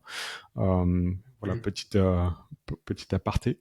Je crois que tu avais encore un autre cas concret. C'est ce que j'adore dans cet épisode, c'est qu'on est vraiment rentré dans Ouais. dans le vif du sujet. C'était l'IA pour Mhm. l'investigation. Je crois que tu avais Yes. une démo également. Oui, alors, est-ce que je change de... Tac. Avec tous les outillages, je me crée plein d'adresses mail Pour avoir des pour crédits. avoir les essais gratuits. Ouais, c'est ça. Bah, super. Aïe, aïe, aïe, aïe. Oui, donc l'IA pour le journalisme d'investigation, ça va être incroyable aussi, je pense. Alors, il y a toutes les fonctionnalités type Notebook LM. Évidemment, tu peux mettre plein de documents et avoir des insights assez précis. Ça peut être, enfin, tu peux mettre des comptes d'entreprise ou des documents administratifs. Enfin, je sais pas, il y a tellement de choses, tellement de possibilités à faire.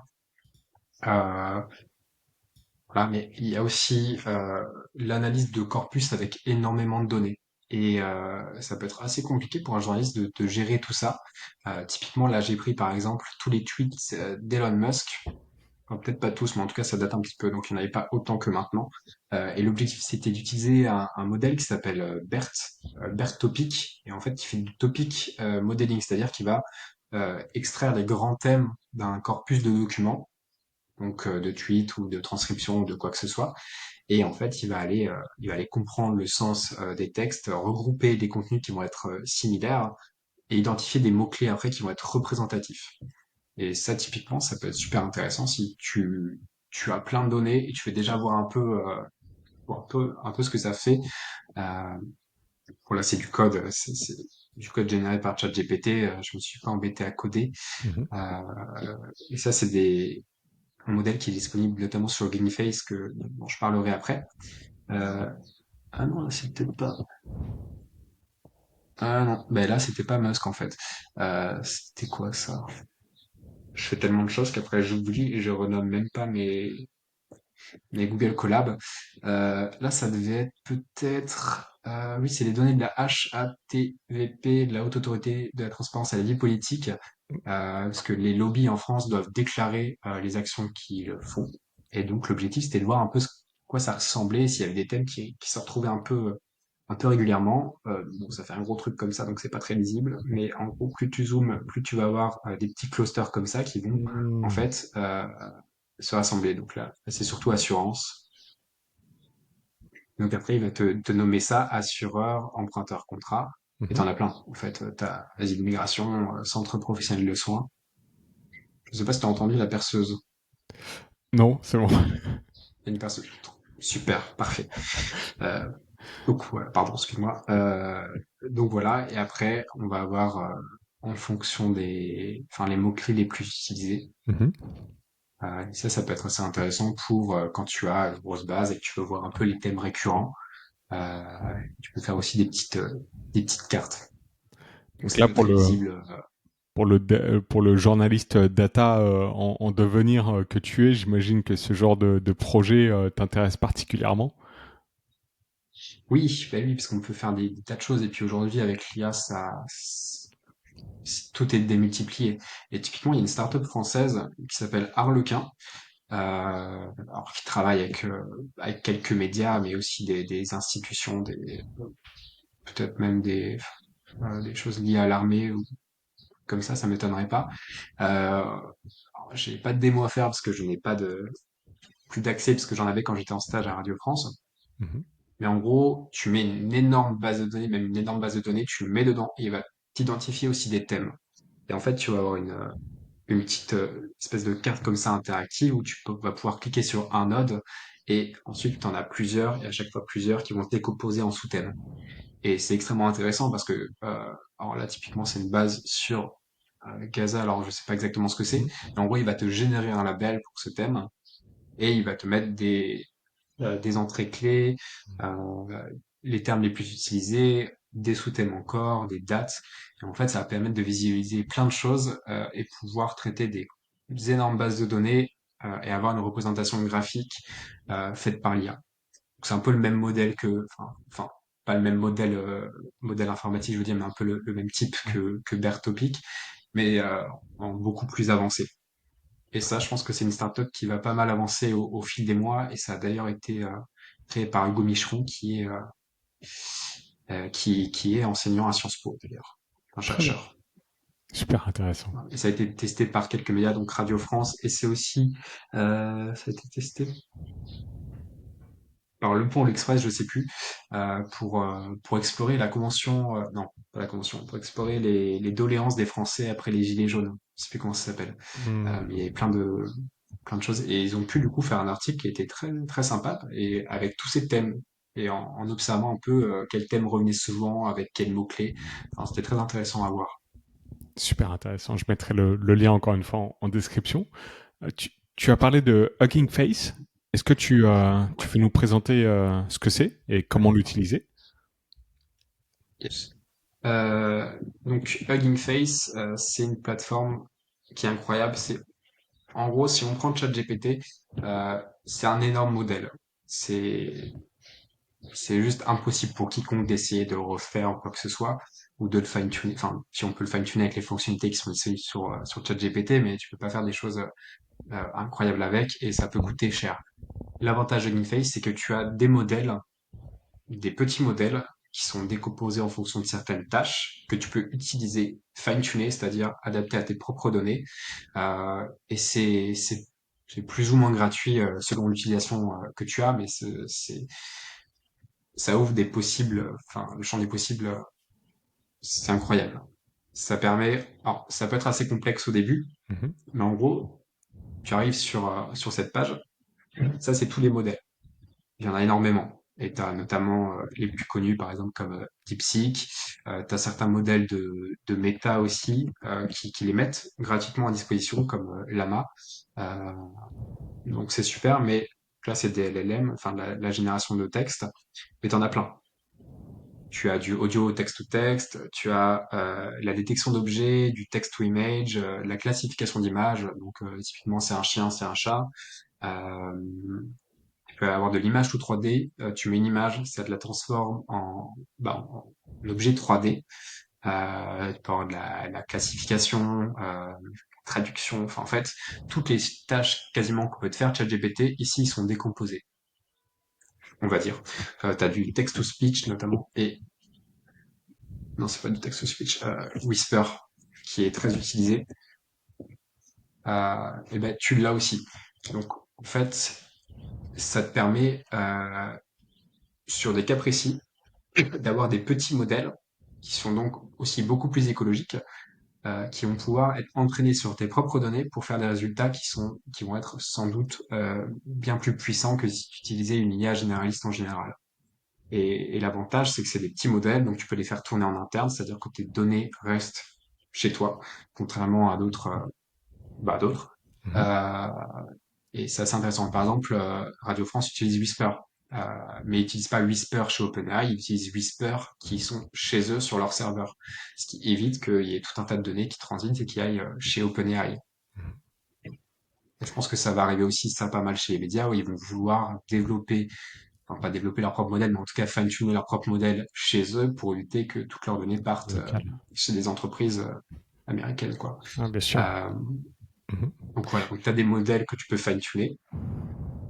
Je peux pas te faire une présentation complète, mais en gros, quand tu vas sur le modèle, après tu peux le tester et Mhm. tu peux l'utiliser notamment avec la librairie Transformer, qui est une librairie développée par Hugging Face et qui permet très facilement en 3 lignes de code dans un notebook, enfin ou sur Google Colab, de faire appel au modèle, Mhm. ce qui est juste incroyable. Et après, tu as des datasets aussi pour entraîner tes modèles, si tu le souhaites.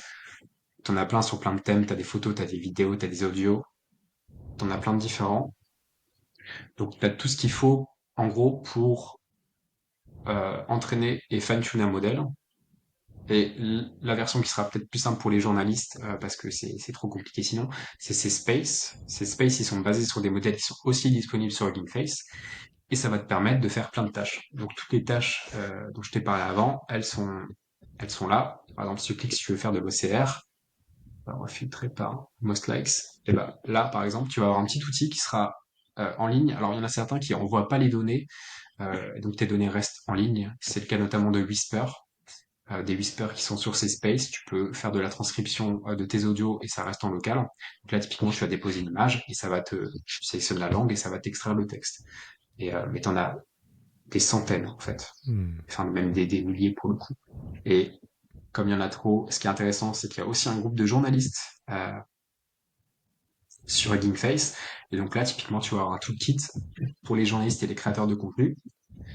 Par exemple, tu as besoin de transcrire quelque chose, et il va te donner les tools sur des spaces que tu peux utiliser.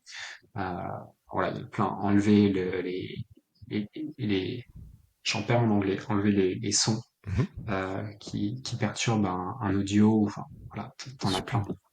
Euh, Ouais, une ressource, on pourrait y passer des heures dessus, mais c'est vrai que Complètement. j'ai commencé à parcourir un peu Hugging Face.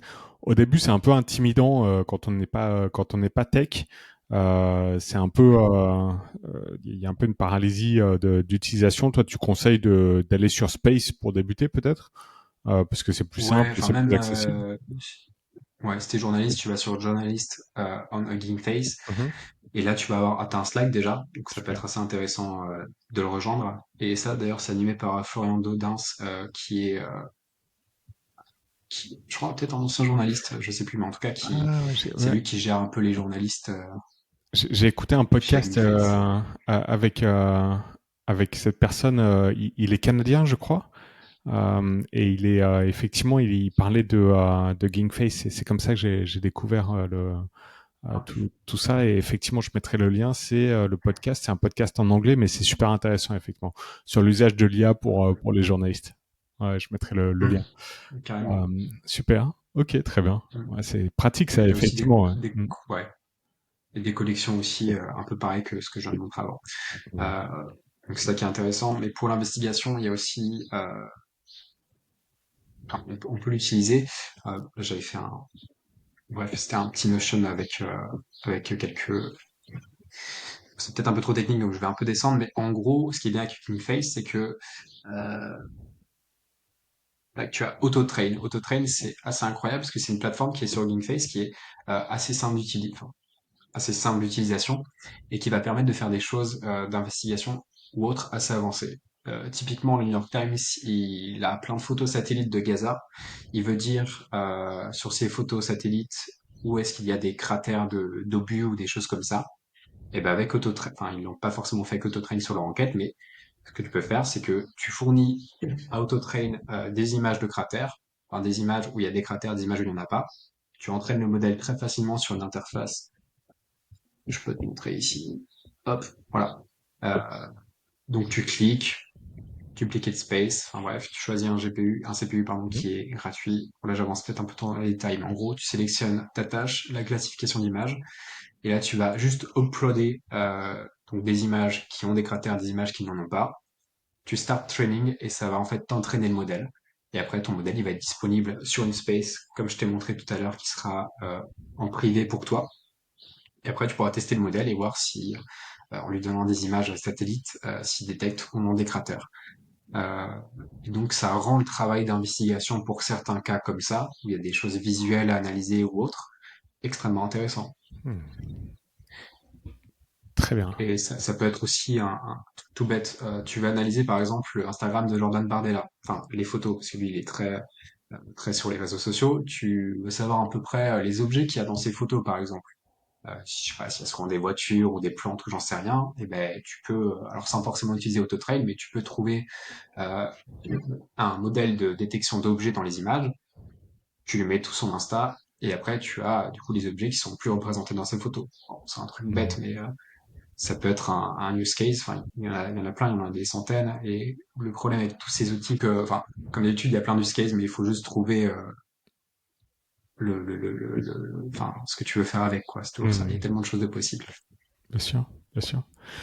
On va peut-être passer à la dernière partie de ce podcast sur Ouais. le futur des médias. C'est un thème qui nous est cher ici sur Media Moula. En tant qu'étudiant, j'en ai parlé en intro, on l'a évoqué en intro, tu as une vision probablement assez différente des professionnels qui ont certainement déjà des biais ou des habitudes déjà bien ancrées dans leur boulot, dans leur façon de voir les choses, qui font face parfois à une certaine peut-être bureaucratie au sein des grands médias. Plus une institution est grosse et importante, et plus parfois il y a des blocages en interne. On en a également parlé. Euh, Quelle est toi ta vision assez globale de l'IA pour le journalisme sur le court, moyen et long terme? Est-ce que c'est une vision euh, alors je pense déjà connaître la réponse, mais j'ai parlé à des invités où la vision était assez fataliste en disant bon bah Mm. les IA vont remplacer les médias, enfin, ou plutôt les médias vont devenir des IA entre guillemets. Tu auras un chatbot, tu poseras tes questions, etc. Voilà, sans vouloir trop avancer sur la question, toi, quelle est ta vision court, Mm. moyen, long terme de l'IA pour les médias? Ouais, je pense que le court terme, c'est comme d'habitude, ça va être l'acceptation. Enfin, d'abord la sensibilisation et après l'acceptation, parce que ça, c'est pas encore fait. Enfin, il y a des rédactions où il y a énormément de personnes et donc acculturer toutes ces personnes à l'IA, ça demande beaucoup de temps et beaucoup de moyens. Mais ça va être nécessaire. Ça, je pense, la première partie et en même temps du tâtonnement sur certaines fonctionnalités de base, donc typiquement intégrer certains outils dans les CMS ou faire en sorte que on puisse faire des chatbots, on va dire, avec plusieurs LLM grâce à des appels API, mais un peu cadrés pour pas que les journalistes partent dans tous les sens. Je pense que ça va être la première chose. Et en même temps, il y aura aussi une formation des étudiants en journalisme, pardon, dans les écoles. Ça va arriver petit à petit, c'est pas le cas dans toutes les écoles encore, hein. Ça va arriver, ce qui va faire que, bah, il y a un moment, il y a ces jeunes étudiants qui vont arriver dans les médias en ayant testé toutes ces choses. Et donc, je pense que ça va aussi participer à culturer, évidemment, les professionnels. Euh, donc ça, je pense que c'est le court terme. Il y aura pas de trucs incroyables qui vont arriver, à part peut-être dans certains médias, bah, typiquement les médias B2B, je pense que c'est un bon exemple, mais eux, je pense qu'ils ont plus de force de frappe dans le sens où bah, ils ont souvent des professionnels enfin, qui ont beaucoup de choses à faire, donc qui doivent potentiellement gagner du temps. Donc, je pense que les fonctionnalités de résumé IA, il n'y a pas trop de soucis chez eux parce que les gens payent leur abonnement et que même s'il y a un résumé IA, bah, ils vont quand même continuer à payer.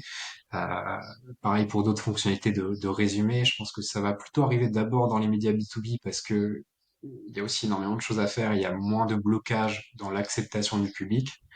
Euh, et après, on va arriver, je pense, au moyen terme à automatiser certaines tâches qui aujourd'hui sont pas forcément encore acceptables, mais ça pourrait arriver, du style la création de fiches pour des podcasts, comme je t'ai dit, bon bah c'est toujours fait à la main. À un moment, je pense que ce sera fait par IA. Les dépêches AFP, typiquement. Enfin ça, c'est des tâches souvent qu'on donne aux stagiaires, de prendre des dépêches AFP et d'en faire des articles. Bon bah on va pas se mentir, Hmm. c'est chiant. Hmm. On s'en passerait bien. Il y a aucune valeur ajoutée à faire cela, mais on le fait. Je pense qu'à un moment, ce sera automatisé. Et tout comme les résumés, par exemple, que tu peux voir sur les articles, enfin sur les publications Instagram, Facebook ou autres d'un papier, bah ça m'étonnerait même pas que ce soit déjà fait par IA dans certains médias, mais qu'ils le disent pas. Mais ce serait quand même bien plus pratique et ça permettrait notamment, par exemple, aux community managers de faire d'autres tâches qui augmentent l'engagement ou autres, qui sont beaucoup plus intéressantes en fait pour tout le monde. Je pense moyen terme, on arrivera là et on arrivera peut-être à des expérimentations qui vont être un peu plus poussées dans les médias traditionnels. Ça peut être des chatbots typiquement. Ça commence un petit peu à arriver, mais des chatbots pour interroger les archives, par exemple. Mais ça demande encore une fois beaucoup d'argent et je pense que ça va demander des partenariats avec peut-être des entreprises d'IA qui vont récupérer ces données et en échange proposer un chatbot. Après, on pourra peut-être arriver à des choses un peu plus sympas, peut-être un petit peu de personnalisation, comme je t'ai dit tout à l'heure, mais pas des choses incroyables. Euh, Ce sera aussi le moment, je pense, des paywalls, Hmm. justement par IA, qui vont pouvoir adapter les offres, où il y aura vraiment des offres très différentes. Ça, c'est fait un petit peu, mais il me semble que dans les grands médias, ça arrive pas encore, parce qu'ils essaient, je pense, de garder des offres qui sont euh, assez stables pour pas trop modifier les choses, mais ça pourrait arriver, ou alors des packs qui sont proposés. Si on voit qu'une personne lit souvent et exclusivement le sport, bah, on propose un abonnement moins cher du sport. Donc je pense qu'on va arriver à ça aussi. Euh, et après, à long terme, un peu plus tard, ce sera des projets vraiment innovants qui vont peut-être changer. Ça, pour le coup, je sais pas trop parce que c'est vraiment de la prospective, mais ce sera à grande échelle et vraiment visible du grand public. Il y aura des tests qui vont être faits, qui vont peut-être changer beaucoup de choses, mais j'imagine qu'on n'arrivera jamais, en tout cas sur les médias traditionnels, à des articles générés spécialement pour la personne. Ça, je pense que c'est peut-être même pas l'objectif.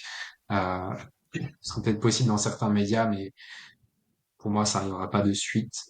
C'est peut-être pas espérable non plus. Mhm. Très clair. Tu, ta formation Sciences Po finie, tu seras diplômé quand?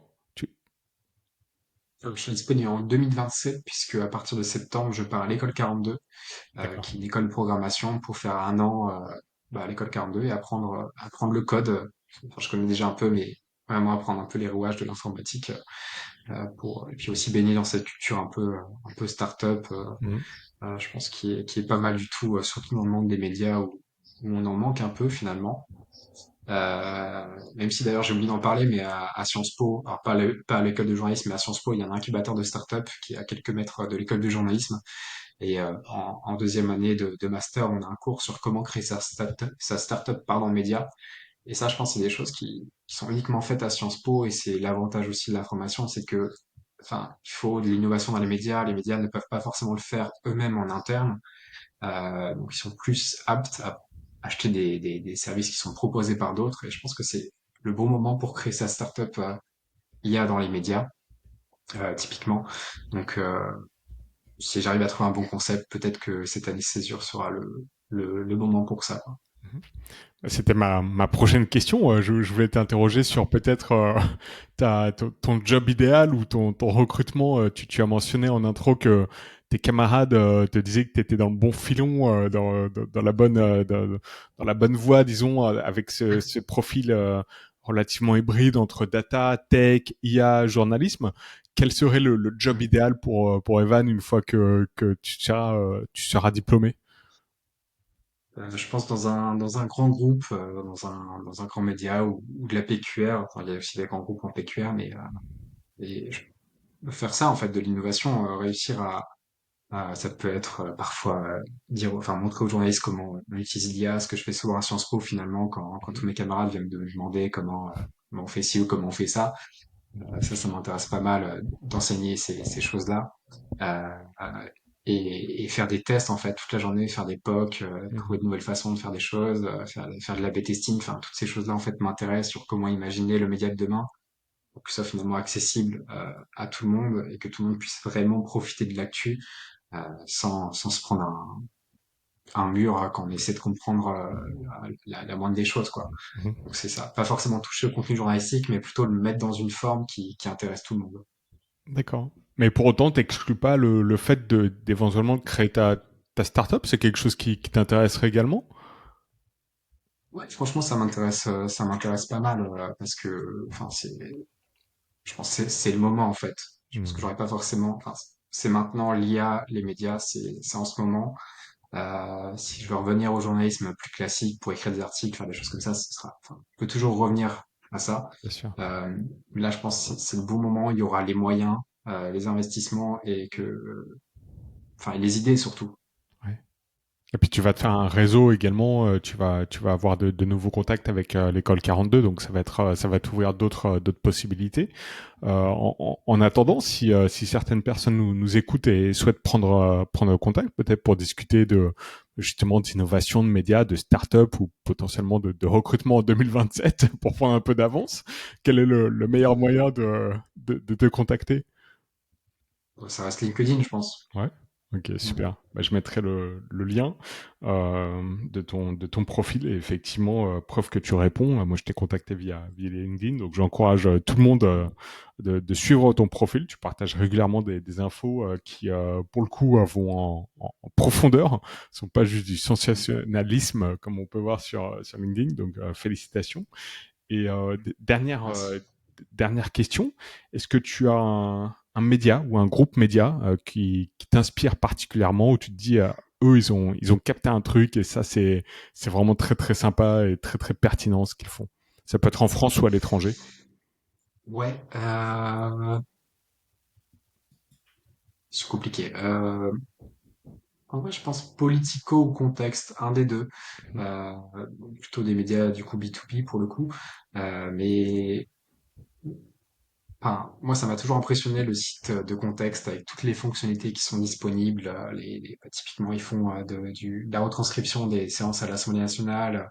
En fait, ils ont tellement de fonctionnalités enfin, j'aimerais même travailler dans ces secteurs-là qui utilisent contexte très souvent parce que le site, il est juste très bien fait. Il y a plein de fonctionnalités, des organigrammes, des fiches. Enfin, on peut aller très en profondeur sur les projets de loi, voir les révisions.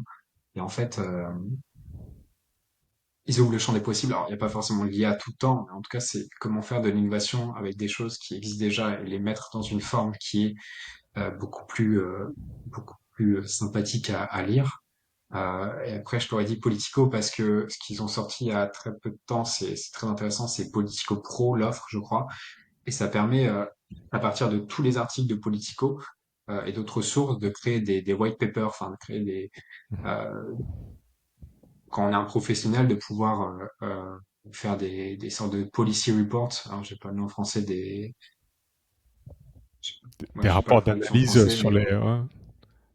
exactement sur divers sujets. Et ça me paraît super du coup de pouvoir utiliser cette base d'articles euh, incroyable en fait pour générer ce genre de choses. Et ceci, enfin, une façon de dire aux LLM, enfin aux grandes entreprises, bah en fait on peut le faire aussi en interne et ce sera beaucoup plus intéressant pour les personnes de le faire chez nous en fait directement avec leur abonnement et de pouvoir générer des choses comme ça. Enfin, je pense que c'est un niveau de conversion aussi qui est assez fort, Mhm. de pouvoir profiter de cette qualité de source en fait là, contrairement à certains LLM où parfois bah, quand on leur demande de générer des choses, enfin c'est pas exploitable par tout le monde quoi, surtout quand on a un niveau on va dire assez élevé comme peut l'être les abonnés de Politico qui doivent avoir Oui. des responsabilités assez hautes, qui peuvent pas se permettre enfin, de juste utiliser un rapport généré par ChatGPT, quoi. Mhm. Très bon, très bons exemples de médias effectivement plutôt B2B qui sont innovants, mais innovants pas pour être innovants, innovants pour servir leurs abonnés. Donc, je mettrai les exemples et Carrément. effectivement, si je peux avoir contexte sur le podcast ou même Politico, ça serait avec un grand plaisir parce qu'ils font des choses très très intéressantes. Donc, merci beaucoup pour ce Mm. partage.